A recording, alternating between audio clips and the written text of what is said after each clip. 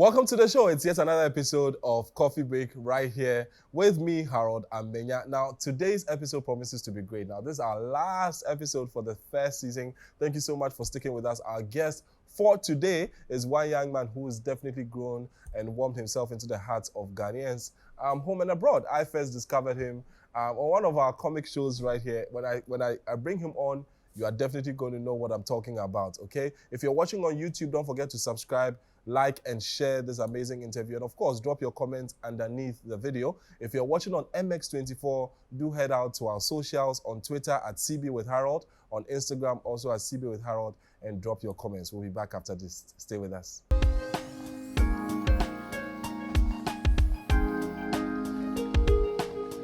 It's Coffee Break with Harold.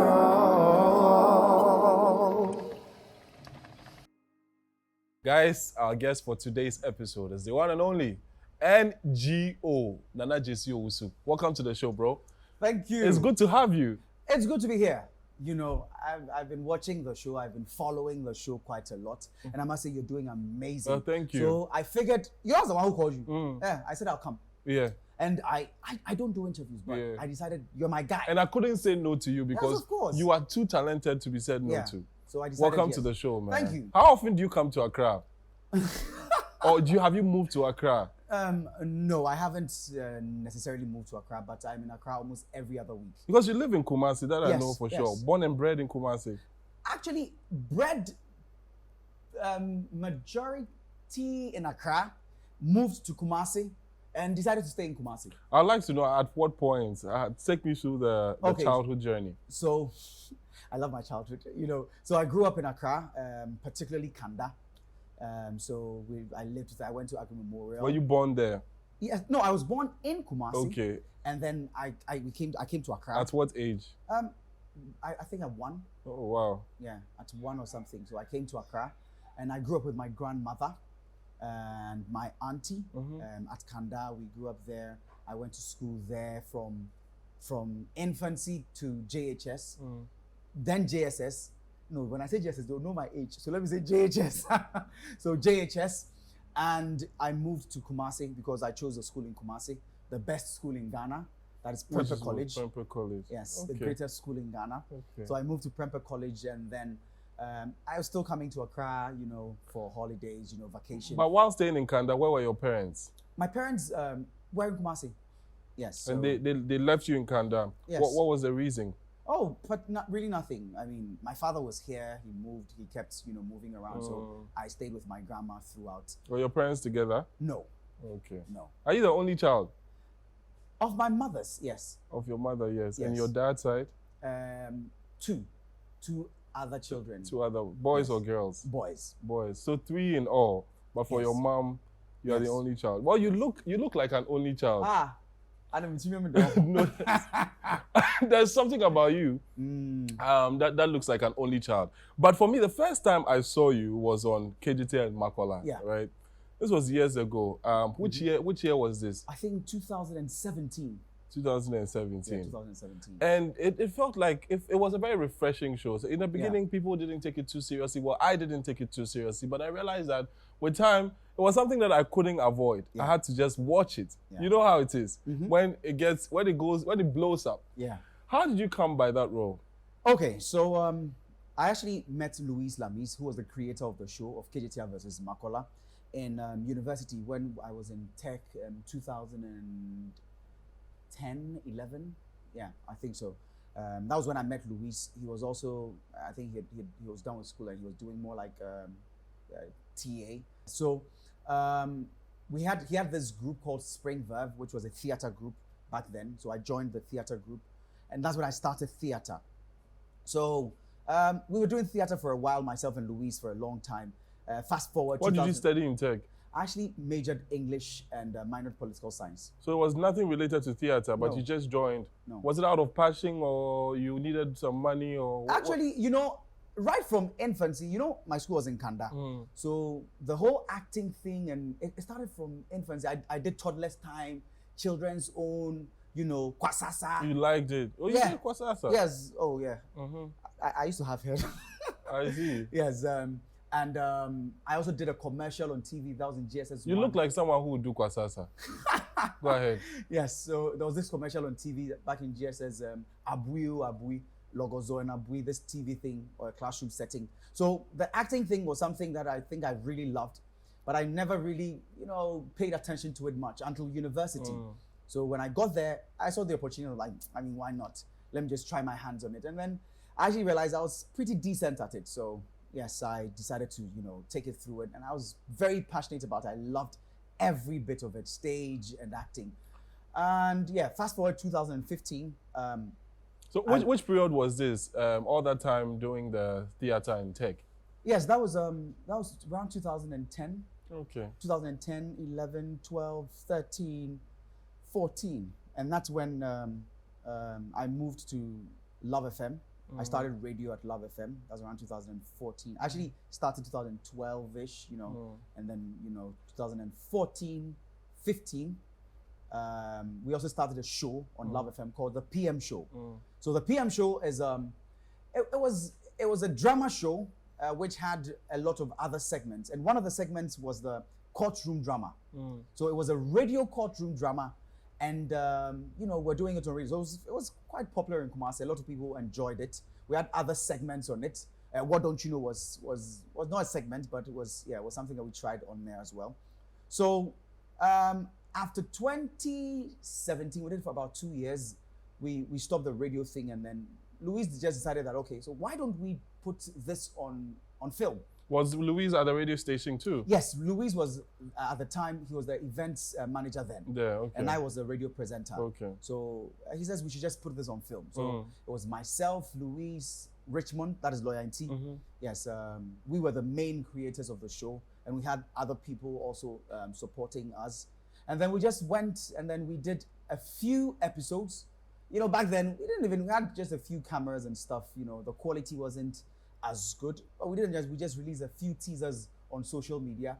And then we just woke up one morning, the thing just blew up. Everybody was putting on their statuses, people were sharing it, all of that. And we're like, okay, so what's going on?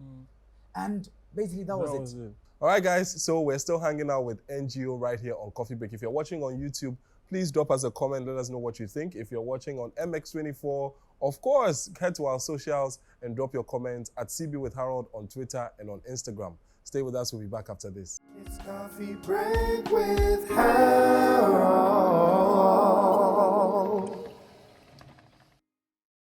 When you got on the set the first day to do KGT and Makola, to put it on film, did you anticipate that it will go viral? No, we didn't. We didn't really anticipate it'll go viral. We're hoping that we'll create something different.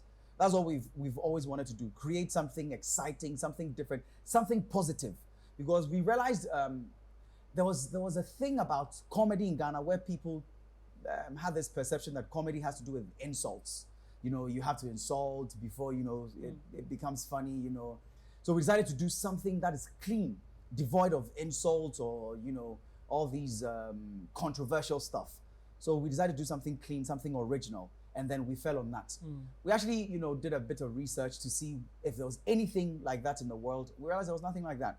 There were other courtroom drama series, but there was nothing like KGT versus Makola anywhere in the world. So you did that for how long?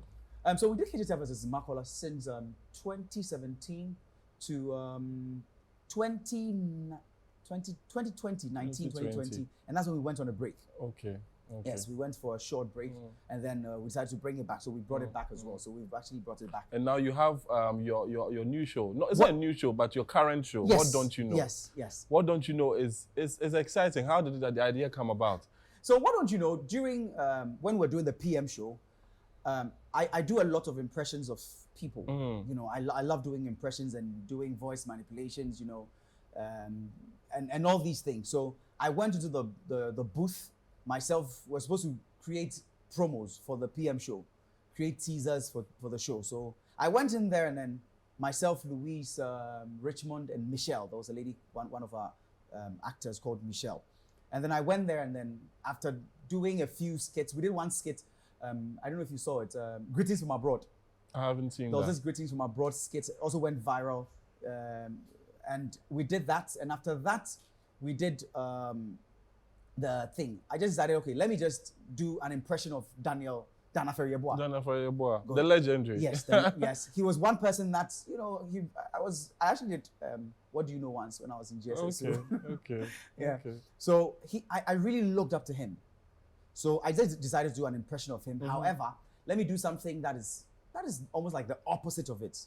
Okay. So I did What Don't You Know instead of What Do You Know? So What Don't You Know was your creation or is your creation? Yes, originally. So I said, okay, so let's do this. So I'm going to do the quiz master, and then the Louise, Richmond, and Michelle, they're going to be the contestants. So I just asked them, silly questions. And then they just, spontaneously. One thing about us, we never script anything. Even KJT versus Makola, we never scripted a line.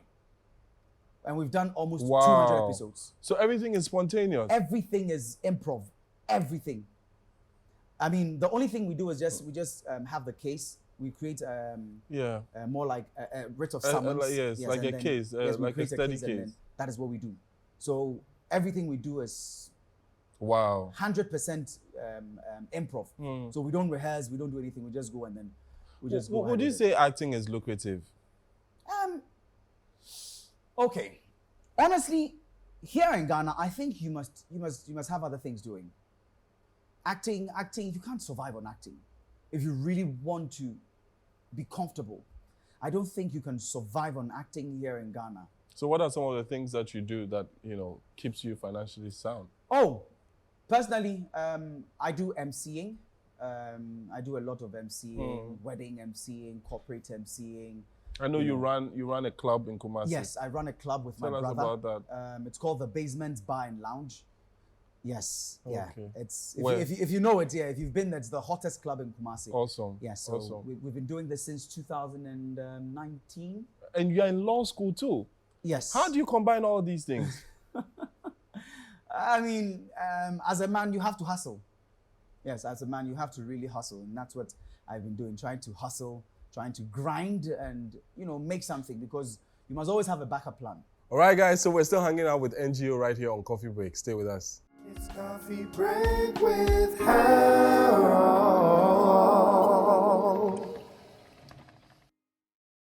When I look at you, I see a very hardworking young man who is very, very passionate about what they do. Yeah. Not craving for attention or anything, just passionate to create something. That's what I see in you. Is that part of your childhood that has made you who you are today? I think so. I think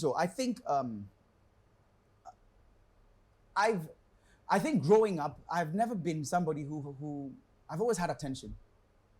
Everywhere I went, everywhere I've been, I've always had attention. So I never thought it was a big deal, craving for attention. I don't crave for it. What did you use to get attention for during childhood? I was pretty smart. I was actually very smart, and I almost knew how to do almost everything. If I can't do it, I'll learn how to do it. And I would be the best or amongst the best. So it's always been something that has been with me ever since childhood. So I don't really force things. So I do everything. I was Cub Scout leader. I played drums. I was a bellboy. I became school prefect. It's things that you just don't force it. So growing up, getting into this industry has never been something that I was craving for attention. And Luis always told us one thing, that we're not doing these things to be stars. We don't want to be stars. We don't crave to be stars. We're just human beings doing something we love. We're just entertaining people.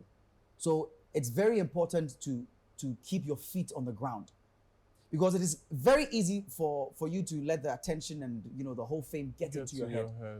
But if you have people around you, of course I have people around who are solid people who remind you of where you're coming from, the principles and the values that you hold, that you must always remember. So that is basically it. And I mean, I come from a very humble background. Because it looks like it. What's your take on LGBTQ and all the brouhaha around it? My take on LGBTQ. Okay, so I think LGBTQ, it's a very sensitive subject, and personally, I have not been somebody who's been particularly bothered about LGBTQ, what they do, and what people do with their personal lives. I have never been somebody who's bothered. My only issue, especially with a lot of these movements, not particularly just LGBTQ, is shoving it down people's throats. As in what? I saw something about, I saw a new comic, a Superman comic, where Superman was bisexual, which I found a little disturbing. I mean, I don't have a problem if originally the Superman story. Should the bill be passed? That is up to them. That is up to. If you had your way, would you have the bill passed? Unfortunately, I don't have my way, and I'm not part of it. Unfortunately, if you had your way, ifs and all these are conditional, and the condition here, I'm not in that position. If you had the I'm power, not in that position to say. If no, you see, it is all but right now I am not there. We all know that. Yes. But if assuming you did, I haven't had the chance to scrutinize the bill thoroughly. Well, guys, we've been hanging out with NGO Nana JC Owusu right here on Coffee Break. I hope you enjoyed the show as much as I did.